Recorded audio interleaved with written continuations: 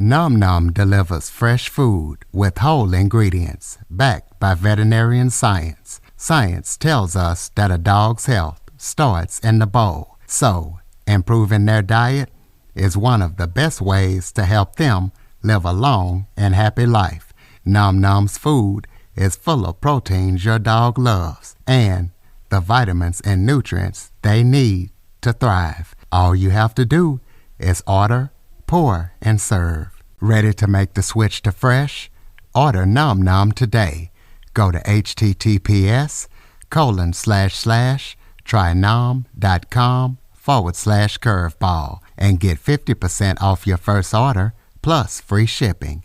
That's https://trynom.com/curveball. Plus, Nom Nom comes with a money-back guarantee. If your dog's tail isn't wagging within 30 days, Nom Nom will refund your first order. No fillers, no nonsense, just Nom Nom. Welcome to the Living the Dream podcast with Curveball. If you believe, you can achieve.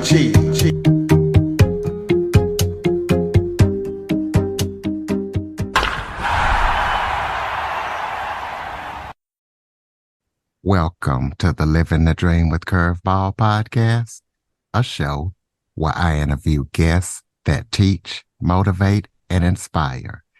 Today, we're going to be talking about dental education as I am joined by Dr., podcast host, and professor, Dr. George J. Schmidt.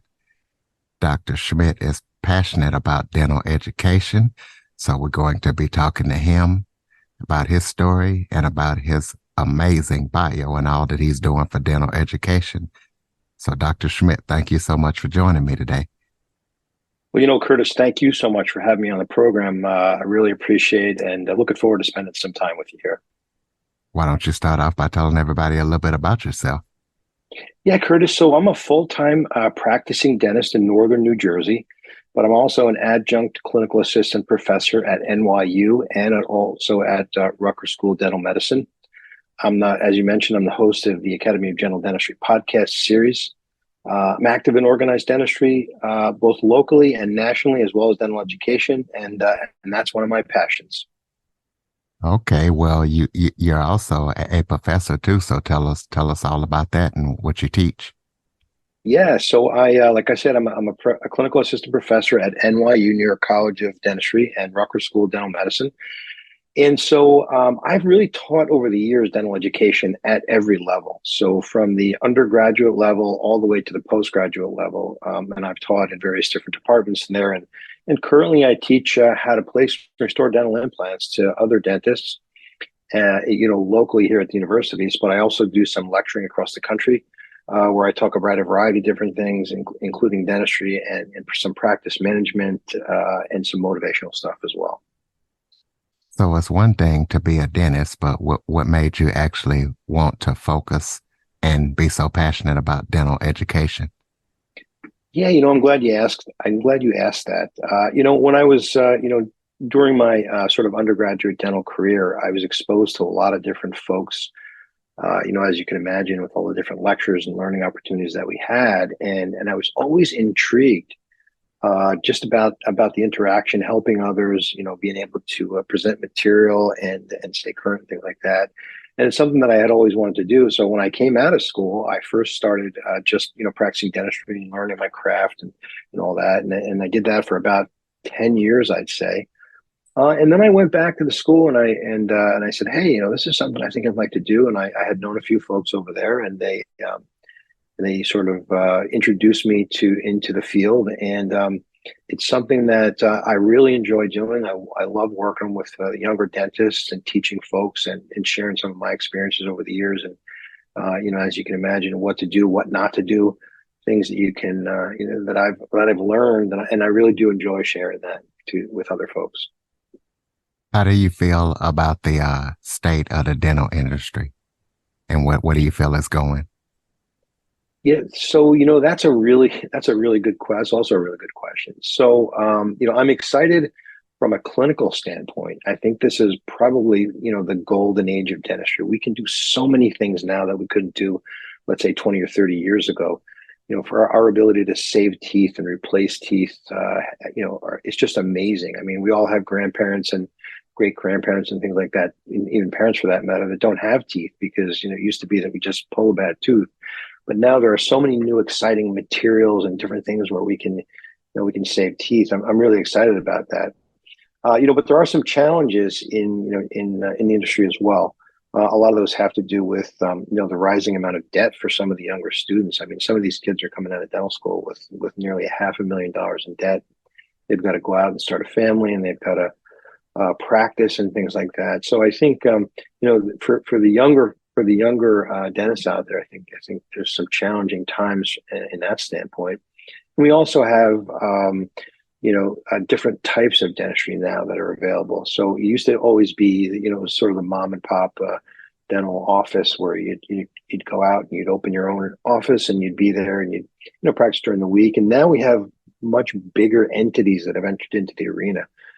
We call them DSOs, or dental service organizations, where they've come out and really put a corporate layer to dentistry, which is good and bad. It's good for a lot of people. I think it brings dentistry to the masses, if you would, and it opens a lot of opportunities for folks that might not have had care otherwise. But there's also some challenges with that as well. So give the listener some best practice tips on improving or maintaining oral health. Well, I think one of the best things you could do, of course, as we always say, and I don't want to sound like a broken record, but of course you got to brush and floss, right? Flossing is incredibly important because you can brush, 3 or 4 times a day, but you're never going to get that food, that's maybe stuck in and around your teeth there. So you've got to floss, really important. We always recommend you go to your dentist for at least twice a year to make sure that you get your teeth cleaned. And that goes for folks that have dentures as well, or a lot of crown and bridge where they may have had teeth restored and they don't think of themselves as necessarily having their own teeth. But it's also incredibly important to make sure that you go see your dentist or your local dental office so that they can help you, manage your care. And it's also important. It's incredibly important that you do that because you want to make sure that your dentist checks you for oral cancer. It's one of the big killers that we have out there. And, a lot of times people are very diligent about going to their physician, but it's not something that the physician would typically do to look into your mouth. So when you go to your dentist, not only do they check your teeth and your gums to make sure that everything is healthy, but they're also going to check and take a look and make sure that you don't have any oral cancer or anything like that, or any lesions that might have some issues. But I think those are the big things. I mean, you want to make sure, of course, it's okay. People think sweets and so on and so forth are not good for your teeth, and I do understand that. I'm a big sweet fan myself. Just make sure that you brush your teeth after. You can try to keep everything as clean as you So talk about dental implants. Tell us what they are and how they can help people who might need them and who might be candidates for them.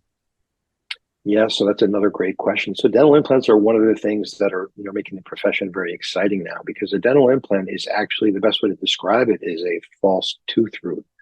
So for many folks that have lost a tooth, previously options years back, the options might have been to have a denture or a partial denture or something that snaps in and out that you've got to take out and clean. Or it might have been where there's a fixed bridge that replaces your tooth that's sort of glued into place. But a dental implant is actually a titanium screw, for lack of a better word, that goes right in where the tooth root used to be. And we attach a crown or a tooth on top of that. And, these are used in a variety of different ways. You can replace one tooth.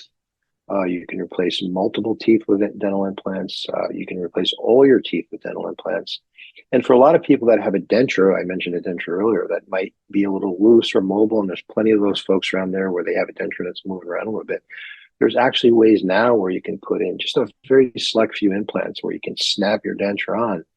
And it makes a world of difference for folks out there when they chew and eat their food. So there's a lot of different ways that implants can be used, many, many different ways. It's a tremendous service to a lot of people. And if you have loose or missing teeth, or you have a denture that's a little bit loose, I would encourage you to go out and perhaps talk to your dentist or talk to someone and get a consultation about that and see if you might be a candidate, which is the other question you asked me.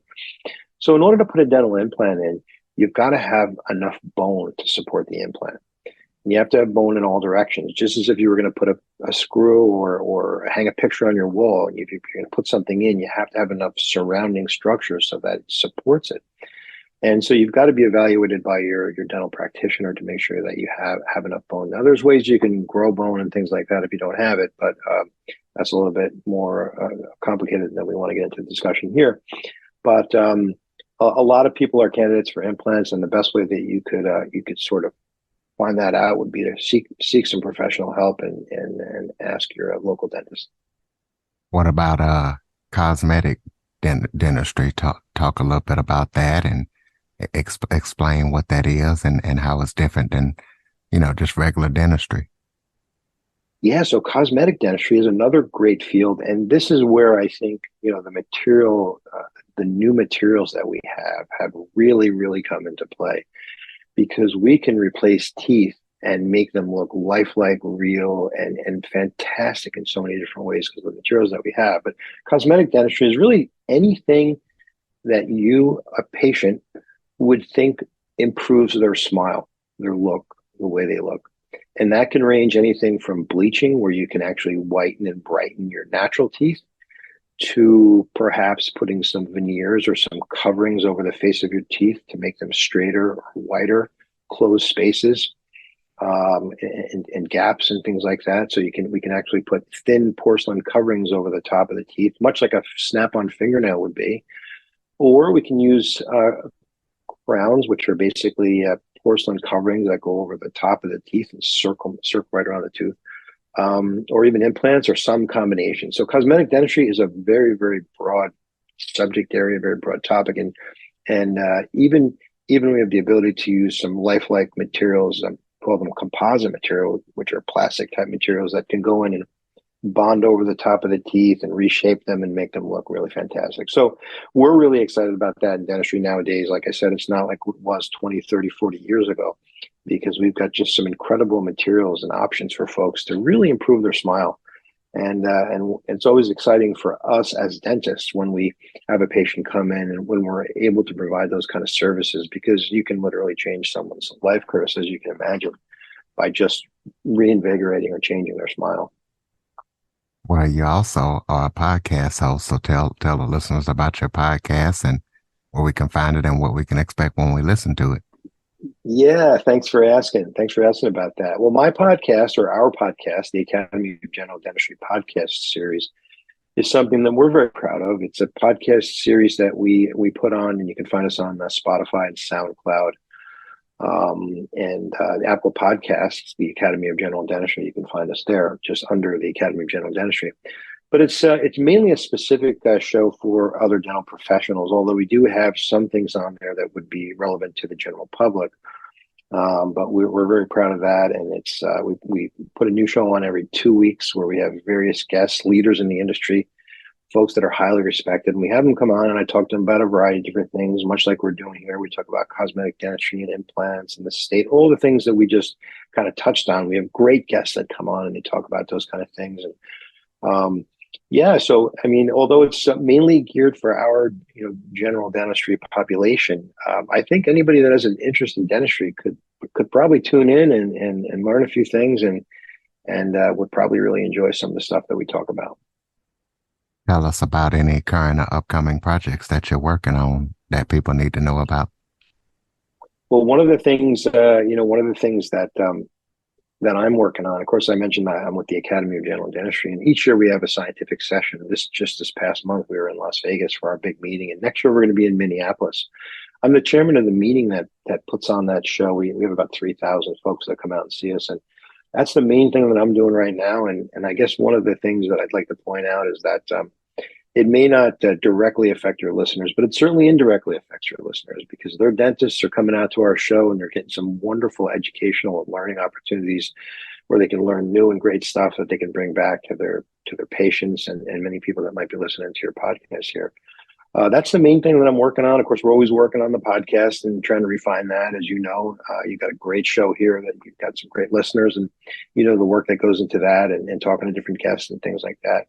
And then, we're getting ready for the next upcoming school year. course, in a couple of weeks, we'll start back at NYU, where I'm really excited about that. It's always great to go back and have some new faces to see there and some exciting new things to do. So a lot of irons in the fire, Curtis, and really looking forward to some of the upcoming stuff we got going on.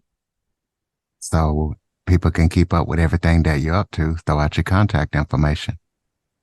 Yeah, thank you. So, one of the things that we didn't talk about, is that for someone that might want to be, for one of your younger listeners out there that might be interested in dental education, I'll give my contact information out. But anybody that might have some questions about that, Curtis, they can feel free to contact me at drgeorge98@gmail. So drgeorge98@gmail. And for anybody that might be interested in how that process works and how you might apply to dental school and what you can expect and all that kind of stuff, because like I said, I've basically taught dental education at every level. I'd be happy to share that information with your listeners if they want to reach out and get a hold of me. Or if they have any other questions about dentistry in general, I'm always available for that. So drgeorge98@gmail is the best way to get a hold of me, Curtis. Okay, we'll close us out with some final thoughts. Maybe if there was something that I forgot to touch on that you would like to talk about, or just any final thoughts you have for the listeners. Well, final thoughts, I guess. I think we covered a lot of good stuff there. I think that'd probably be the big thing there that we didn't get a chance too much to touch on. But I know there's some great, exciting young folks out there that maybe need some direction or some advice and things like that to get involved, because dentistry is a great profession. We think it's a great profession. It's a way that you can reach out and touch people's lives, change their lives with their smile and things like that. To be involved in the oral health of the general population. There's so many different things that you can do in dentistry, not just practice dentistry, but you can teach and you can do research and all that. And I just want to encourage any of your younger listeners or older listeners, for that matter, to consider coming out and if they're interested in the medical type field, to do some research and get involved. We're always looking for some brilliant new minds to join the field. And I'm looking forward, like I said, it's an exciting time for dentistry, Curtis, and we're looking forward to the future and all the new things that we have coming out there that we may be able to help the general public with. All right, ladies and gentlemen, Dr. George J. Schmidt, please be sure to check him out. And if you know of somebody that's interested in getting into dentistry, or if you yourself are, he gave out his contact information, so please reach out to him. Check out his podcast. If you have any guests or suggestion topics, cjackson102@cox.net is the place to send them. And as always, thank you for listening. And Dr. Schmidt, thank you so much for joining me today. Thank you, Curtis.